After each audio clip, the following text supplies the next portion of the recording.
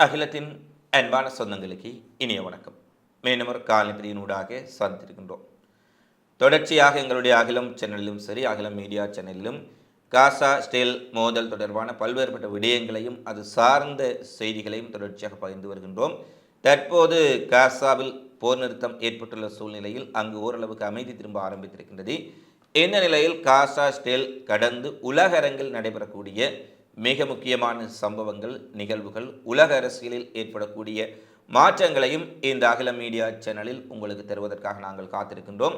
தொடர்ச்சியாக நீங்கள் வழங்கி வரக்கூடிய ஆதரவுக்கு மிகப்பெரிய நன்றிகளை தெரிவித்துக் கொண்டு இந்த சேனலையும் சப்ஸ்கிரைப் செய்து கொள்வதனூடாக உலகெங்கும் நடைபெறக்கூடிய பல்வேறுபட்ட செய்திகள், நிகழ்வுகள், மிக முக்கியமான சம்பவங்கள் குறித்த அனைத்து பகிர்வுகளையும் அகில மீடியாவில் பார்க்க முடியும் என்பதை தெரிவித்துக் கொண்டு இன்றைய காணொளிக்கு செல்லலாம்.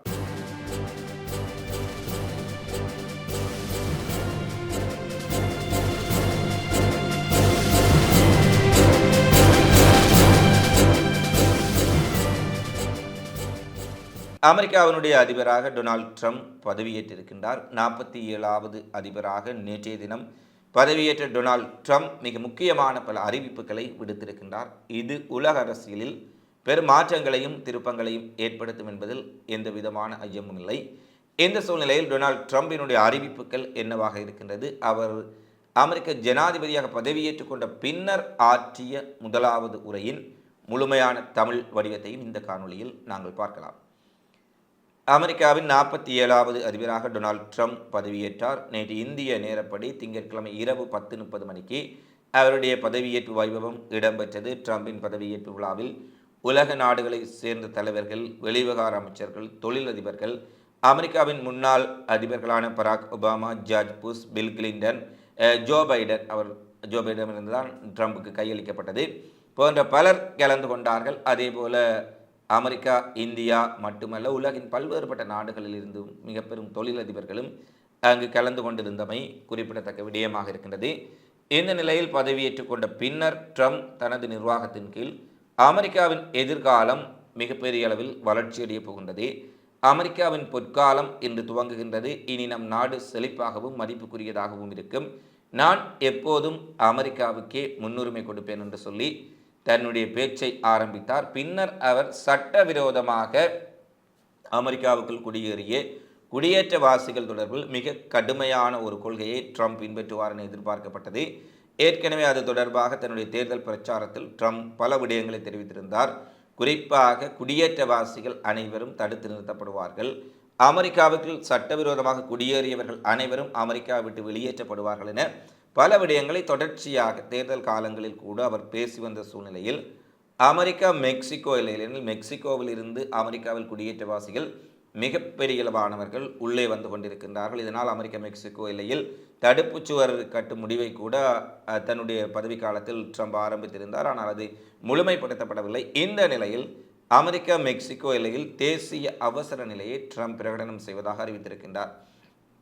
தேசிய அவசர நிலை ஒரு இடத்தில் பிரகடனம் செய்யப்பட்டால் அங்கு இராணுவம் காரணமின்றி யாரையும் கைது செய்ய முடியும், தடுத்து வைக்க முடியும், விசாரணை செய்ய முடியும், அவர்களை கைது செய்து வேறு சிறைகளுக்கு மாற்றவும் முடியும். அதாவது ஒரு நீதிமன்றத்தினுடைய அனுமதி இல்லாமல், நீதிமன்றத்தினுடைய கைது வாரண்ட் இல்லாமல் எந்த ஒரு நபரையும் ஒரு சட்டவிரோத குடியேற்றம் சார்ந்தவர் என நினைத்தால் அமெரிக்க போலீசாருக்கு கைது செய்யக்கூடிய அதிகாரம் ஒன்று கொடுக்கப்படும்.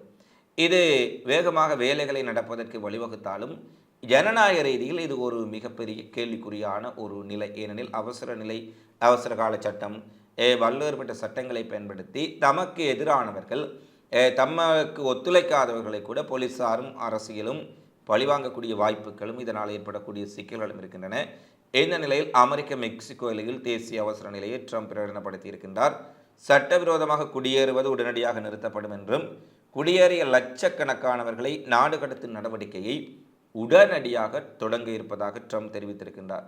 அதாவது நேற்றைய தினம் பதவியேற்றிருக்கின்றார். உடனடியாக என்றால் இன்று முதலே அவருடைய முதல் நடவடிக்கைகளாகவே சட்டவிரோத குடியேற்றவாசிகளை அகற்றும் நடவடிக்கைகள் தான் ஆரம்பிக்கும் என்று எதிர்பார்க்கப்படுகின்றது. அவருடைய முதல் கையெழுத்தும் சட்டவிரோத குடியேற்றக்காரர்களை அமெரிக்காவிலிருந்து வெளியேற்றுவது என்ற ஒரு முடிவெடுக்கப்பட்டிருக்கின்றது. மெக்சிகோவிலேயே இருங்கள் என்ற கொள்கையை மீண்டும் நடைமுறைப்படுத்துவது மற்றும் எல்லையில் அதிக இராணுவத்தினரை நிலைநிறுத்துவது போன்ற விடயங்களை தான் செய்ய இருப்பதாக அறிவித்திருப்பதுடன் இதுவரை மெக்சிகோ வளைகுடா என்று அழைக்கப்பட்ட பெயர் இனி வரும் காலங்களில் அமெரிக்க வளைகுடா என்று மாற்றப்படும் என்ற அறிவிப்பையும் ட்ரம்ப் விடுத்திருக்கின்றார். அதே போல பனாமா கால்வாய் சர்வதேச கடல்வழி வர்த்தகத்தில் மிக முக்கியமான ஒரு பாதையாக இருக்கிறது பனாமா கால்வாய். பனாமா கால்வாயின் நிர்வாக உரிமையை பனாமா நாட்டிற்கு அமெரிக்காவை வழங்கியது இது ஒரு முட்டாள்தனமான பரிசு என்று ட்ரம்ப் குறிப்பிட்டிருப்பதுடன் பனாமா கால்வாய் தற்போது சீனாவின் கட்டுப்பாட்டுக்குள் சென்று விட்டது. இதை சீனாவை இயக்குகின்றார்கள், ஆனால் நாங்கள் சீனாவிடம் கொடுக்கவில்லை, திரும்ப பெறவோம் என கூறினார். ட்ரம்ப் இவ்வாறு கூறியதும் அவருடைய ஆதரவாளர்கள் மிகப்பெரிய அளவில் கைதட்டி ஆரவாரம் செய்தார்கள். அதேபோல சீனாவுக்கு பனாமா கால்வாயில் இருக்கும் அத்தனை உரிமைகளையும் நாம் எடுத்துக்கொள்வோம் என்றும் அவர் ஆக்ரோஷமாக பேசினார். பல ஆதரவாளர்கள் இதுக்கு கரகோஷமிட்டாலும் முன்னாள் அதிபர் ஜோ பைடனும் கமலா ஹாரிஸும் எந்த எதிர்வினையும் ஆற்றாமல் ட்ரம்பினுடைய பேச்சும் போது அமைதியாக இருந்ததை காணக்கூடியதாக இருந்தது. ட்ரம்ப் கடந்த மாதத்திலும் பனாமா கால்வாய்க்கான கட்டணத்தை குறைக்க வேண்டும் அல்லது அதன் மீதான கட்டுப்பாட்டை அமெரிக்காவுடன் ஒப்படைக்க வேண்டும் என்று பனாமாவை வலியுறுத்தி இருந்தார். இதற்கு அந்த நாட்டு அரசாங்கம் மிகப்பெரிய அளவிலான கண்டனத்தை வெளியிட்டிருப்பதுடன் பனாமா கால்வாய் தங்களுக்கே சொந்தமானது, இதில் ட்ரம்பினுடைய நடவடிக்கைகளை ஏற்றுக்கொள்ள முடியாது என்ற ஒரு கருத்தையும் தெரிவித்திருக்கின்றார்கள். இந்த நிலையில் பனாமா கால்வாய் சீனாவுக்கானது அல்ல என்றும் இந்த கால்வாய் தற்காலிகமாக தவறானவர்களின் கைகளுக்கு சென்று விட்டது என்று ட்ரம்ப் தெரிவித்திருக்கின்றார். இந்த நிலையில் பனாமா கால்வாய் சீனா நேரடியாக ஆதிக்கம் செலுத்துவதாகவும் கட்டுப்பாட்டை கொண்டிருப்பதாகவும் ட்ரம்ப் தெரிவித்த கருத்துக்களுக்கு கடந்த சில மாதங்களுக்கு முன்பாகவே பனாமா நாட்டினுடைய அதிபர் கடும் எதிர்ப்புகளை வெளியிட்டிருப்பதுடன் ட்ரம்ப் தெரிவித்திருப்பது முற்றிலும் ஆதாரம் அற்ற ஒரு குற்றச்சாட்டு. பனாமா கால்வாயினுடைய கட்டுப்பாட்டு தங்களுடைய வசம் இருப்பதாக பனாமா உறுதிப்படுத்தியிருந்தார்கள். இந்த நிலையில் ட்ரம்ப் இது சீனாவின் கட்டுப்பாட்டில் இருப்பதாகவும் இதை நாங்கள் மீட்டெடுப்போம் என்று கூறியிருக்கின்றமையும் இங்கே முக்கியமாக பார்க்கப்படுகின்றது. அடுத்து இன்று முதல் அமெரிக்க அரசு கொள்கையின்படி ஆண் மற்றும் பெண் என இரு பாலினங்கள் மட்டுமே இருக்கும் என்று ட்ரம்ப் அறிவித்திருக்கின்றார். அப்படியானால் திருநங்கைகள் என்று சொல்லக்கூடிய மூன்றாம் பாலினருக்கு இது மிகப்பெரிய சிக்கலை ஏற்படுத்தும் என்பது பலருடைய கருத்தாக இருக்கின்றது. ஏனெனில் திருநங்கைகளுக்கு ஆண் பெண் அற்ற மூன்றாம் பாலினத்திற்கும் அனைத்து விடயங்களிலும் அங்கீகாரம் அளிக்கப்பட வேண்டும். வேலை வாய்ப்புகளாக இருக்கலாம், அனைத்து துறைகளிலும் அவர்களுக்கான ஒரு அங்கீகாரம், அவர்களுக்கான ஒரு இடம் கொடுக்கப்பட வேண்டும் என்ற கோரிக்கைகளை மனித உரிமை அமைப்புகள் எழுப்பி வருகின்றார்கள். இந்த நிலையில் ட்ரம்ப் மூன்றாம் பாலினத்தவர்கள் பற்றி எதுக்குமே சொல்லாமல் ஆண் பெண் என்ற இரு பாலினங்கள் மட்டுமே அமெரிக்காவில் இருக்கும் என்று தெரிவித்திருப்பது மூன்றாம் பாலினத்திற்கு திருநங்கைகளுக்கு ஒரு நெருக்கடியை கொடுக்கலாம் என்பது பலருடைய கருத்தாக இருக்கின்றது. அடுத்து ஜோ பைடனுடைய நிர்வாகம் புலம்பெயர்ந்தோர் நெருக்கடியை கையாண்ட விதத்தை ட்ரம்ப் கடுமையாக விமர்சித்திருக்கின்றார். அது மட்டுமல்ல, கலிபோர்னியாவில் லாஸ் ஏஞ்சல்ஸில் ஏற்பட்ட காட்டுத்தீ மற்றும் இயற்கை பேரிடர்களின் போதும் ஜோ பைடனினுடைய நிர்வாகம் சரிவர செயற்படவில்லை, இவர்கள் அந்த பேரிடர்களிலிருந்து மக்களை பாதுகாப்பதற்குரிய நடைமுறைகளை எடுக்கவில்லை என மிகப்பெரிய அளவில் குற்றச்சாட்டுக்களை முன்வைத்தார். அதே போல கடந்த அரசாங்கத்தில் ஒரு ஜோ பைடனுடைய பெயரை சொல்லாமல் இதற்கு முன்பிருந்த அரசாங்கத்திலே அதிக விதமான சட்ட விரோத குடியேற்றவாசிகள் அமெரிக்காவுக்குள் நுழைந்திருக்கின்றார்கள். அவர்கள் மிகப்பெரிய நெருக்கடிகளையும் குற்றங்களையும் அமெரிக்காவுக்குள் செய்து கொண்டிருக்கின்றார்கள். எனவே கடந்த அரசாங்கத்தின் நிர்வாக திறனற்ற போக்கே இதற்கு காரணம் என ஜோ பைடன் அரசாங்கத்தையும் மிக கடுமையாக அவர் விமர்சனம் செய்திருக்கின்றார். ஜோ பைடன் கமலா ஹாரிஸ் மேடையில் இருக்கின்ற போதே அவர்கள் மீது அவர் இந்த விமர்சனத்தை செய்யும் போது அவர்கள் அமைதியாக பார்த்து கொண்டிருப்பதை அவதானிக்கக்கூடியதாக இருந்தது.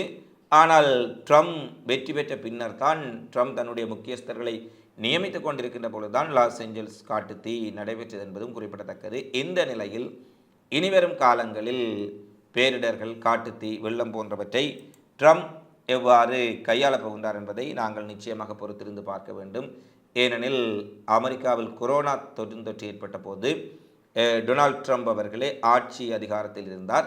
ஆனால் அவருடைய தவறான நடைமுறைகள் அமெரிக்காவில் கொரோனா மிகப்பெரிய அளவில் பரவுவதற்கும் உயிரிழப்புகளை ஏற்படுத்துவதற்கும் காரணமாக இருந்ததாக எதிர்க்கட்சிகள் மட்டுமல்ல அமெரிக்காவின் ஊடகங்களினால் மிகப்பெரிய அளவில் குற்றச்சாட்டுக்கள் முன்வைக்கப்பட்டது. அமெரிக்காவில் மிகப்பெரிய அளவிலான உயிரிழப்புகள் கொரோனாவில் வந்தமைக்கு, சமூக தொற்றாக பரவியமைக்கு, சமூக தனிமைப்படுத்தல் அல்லது சமூக இடைவெளியை கடைபிடிப்பதற்கு ட்ரம்ப் சட்டங்களை சரியாக அமல்படுத்தப்படவில்லை என்ற குற்றச்சாட்டுகள் முன்வைக்கப்பட்டன. எனவே இவர் ஜனாதிபதியாக இருக்கின்ற போது எதிர்க்கட்சிகள் இவரை குற்றம் சாட்டுவதும், எதிர்க்கட்சிகள் இப்போது ஜோ பைடன் இருக்கும்போது லாஸ் ஏஞ்சல்ஸில் ஏற்பட்ட தீ உடனடியாக கட்டுப்படுத்தாமைக்கு இவர் அவர்களை குற்றம் சாட்டுவதும் மாறி மாறி நடந்து கொண்டே இருக்கின்றன. இது எல்லா நாடுகளிலும் இது நடைமுறையாக இருக்கின்றது. அதை கடந்து ட்ரம்ப் ஏதாவது புதிய மாற்றங்களை அமெரிக்க அரசியலிலும் அமெரிக்க நிர்வாகத்திலும் ஏற்படுத்துவாரா என்பதை நாம் பொறுத்திருந்துதான் பார்க்க வேண்டும். அடுத்து மிக முக்கியமான ஒரு அறிவிப்பு, இது எந்தளவு தூரம் சாத்தியப்படுத்த போகின்றார் ட்ரம்ப் என்பதை பார்க்க வேண்டும். காசாவிலும் சரி மத்திய கிழக்கிலும் சரி அமைதியை நிலைநாட்டி அனைவரையும் ஒன்றிணைக்கும் தலைவராக நான் இருப்பேன் என்றும், மத்திய கிழக்கு இனி ஒரு போரினால் பற்றியறியாத தேசமாக இருக்கும் என்று அவர் தெரிவித்திருக்கின்றார். காசாவில் ஹமாஸிடம் பணிய கைதிகளாக இருந்த 3 இஸ்ரேலியர்கள் ஞாயிற்றுக்கிழமை தங்கள் குடும்பத்தினருடன் இணைந்ததையும் அவர் குறிப்பிட்டு பேசியிருக்கின்றார். எனவே காசாவிலும் மத்திய கிழக்கிலும் ஒரு மாற்றம், அமைதி ஏற்படும், இனி அங்கு போர் இருக்காது என்று ட்ரம்ப் கூறியது உண்மையிலே அவர் உள்ளன்போடும் அல்லது நேர்மைத்தன்மையுடனும் கூறியிருந்தாராக இருந்தால் நிச்சயமாக வரவேற்கத்தக்க விடயமாக இருக்கும். ஏனெனில் மத்திய கிழக்கு முழுவதும் தற்போது பற்றி எறிந்து கொண்டிருக்கின்றது. காசாவாக இருக்கலாம், லெபனானாக இருக்கலாம், சிரியாவாக இருக்கலாம், ஏமனாக இருக்கலாம், அனைத்து இடங்களிலும் ஏதோ ஒரு வகையில் இந்த யுத்தம் மக்களை மிகப்பெரிய அளவில் பாதித்திருக்கின்றது. அகதிகளாக உயிரிழந்தவர்கள், உடைமைகளை இழந்தவர்கள், தங்கள் வீடுகளை இழந்தவர்கள் என லட்சக்கணக்கான மக்கள் மத்திய கிழக்கில் இந்த காசா போரின் காரணமாக நேரடியாகவும் மறைமுகமாகவும் பாதிக்கப்பட்டிருக்கின்றார்கள். இந்த நிலையில் ட்ரம்ப் தெரிவித்ததைப் போல மத்திய கிழக்கு காசாவில் அமைதியை நிலைநாட்டுவேன் என ஒரு நீடித்த அமைதியை கொண்டு வந்தால், பாலஸ்தீனர்களுக்கு ஒரு நிரந்தர அமைதியை அவர் ஏற்படுத்துவாராக இருந்தால் நிச்சயமாக ட்ரம்ப் என்றாலும் கூட அவரும் பாராட்டத்துக்குரியவர் என்பதில் எந்த மாற்று கருத்தும் இல்லை. ஆனால் எந்தளவு தூரம் அவர்கள் சாத்தியப்படுத்துகின்றார்கள் என்பதை பொறுத்திருந்து பார்க்க வேண்டும். அதேபோல மத்திய கிழக்கு போர் மட்டுமல்ல, ரஷ்ய உக்ரைன் போரையும் விரைவில் நான் முடிவுக்கு கொண்டு வருவேன், அதற்கு எந்த எல்லை வரையும் நான் செல்ல தயாராக இருப்பதாகவும் டொனால்ட் ட்ரம்ப் உறுதியளித்திருக்கின்றார். எனவே காசாவில் ஒரு தற்காலிக போர் நிறுத்தம் ஏற்பட்டுள்ள சூழ்நிலையில் ரஷ்யா உக்ரைன் போர் எவ்வாறான ஒரு கட்டத்தை நோக்கி நகரப்போகின்றது என்பதை நாங்கள் பொறுத்திருந்து பார்க்க வேண்டும். அடுத்து அமெரிக்கா எதிர்கொள்ளக்கூடிய சவால்கள் குறித்து ட்ரம்ப் பேசியிருக்கின்றார்.